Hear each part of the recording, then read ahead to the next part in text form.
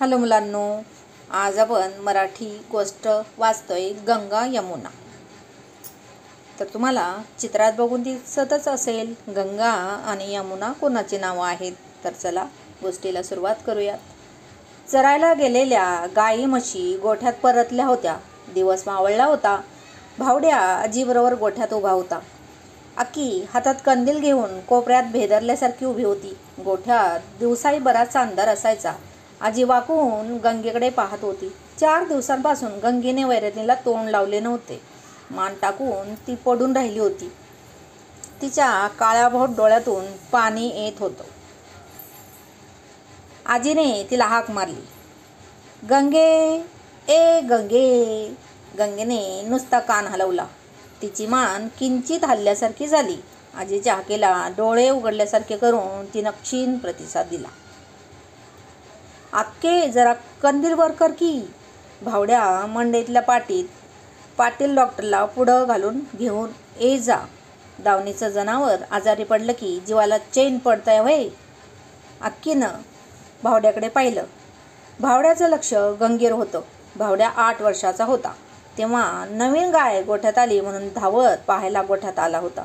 नवीन पांढरी शुभ्र गाय बघून त्याला आनंद झाला होता. आजीनं हातात आरतीचं तबक घेऊन त्या गायीला ओवाळलं. तिच्या कपाळावर कुंकवाचा टिळा लावला. तिच्या शिंगांना गोंडे बांधले. गळ्यात पितळीची घंटा बांधली. गुणाची गाय आहे रे. बाळकृष्णा, नाव काय ठेवायचं? आजीनं भावड्याच्या बाबांना विचारलं. तसा भावड्याच म्हणाला होता, आज्जे, गंगी ठेवूया नाव. मग सगळे त्या गायीला गंगीच म्हणायला लागले. गंगी खरंच गुणाची होती. आजीची तर खूप लाडकी होती. गंगीची नंतर 4-5 वेत गोठ्यात झाली. 2 खोंड आणि 3 पाड्या तिला झाल्या होत्या. गंगी गोठ्यात आल्यापासून घरात दूध कमी पडलं नव्हतं. वसुबारसेच्या दिवशी गावातल्या बऱ्याच बायका गायीची पूजा करायला म्हणून यायच्या. तेव्हा गंगी त्यांच्याकडून निमूटपणे पूजा करून घ्यायची. नैवेद्याचा घास त्यांच्या हातून घ्यायची. गंगीनं कोणाला मारायचा प्रयत्न केलाय असं कधी झालं नव्हतं.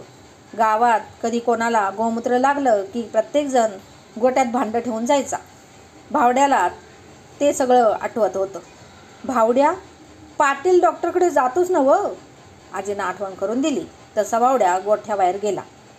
जाताना त्यानं शटाच्या बाहीनं डोळे पुसलेले अक्कीने पाहिले. अक्की भावड्यापेक्षा 2 वर्षानं लहान होती. ती 4थीत होती तर भावड्या 6वीत.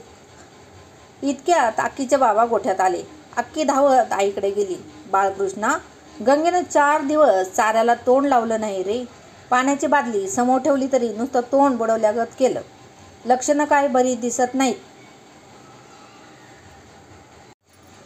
अगं, थकली गंगी आता. होय बाबा, तिचं पण म्हातारपणच किरक. तिची वंशवळ राबतीये मळ्यात आपल्या. जीव लावलाय बघ गंगेनं. आजी गोठ्यातच भिंतीला टेकून बसली. तेवढ्यात अक्कीची आई आली. अक्कीच्या आईला बघून आजी म्हणाली, सत्यभामे, गंगेच्या पुढे चारा टाक. बघ तुझ्या हातून तरी चारा खाती का ते. अक्कीच्या आईनं गंगेपुढे जाऊन चारा टाकला. तेवढ्यात भावड्या पाटील डॉक्टरांना घेऊन आला.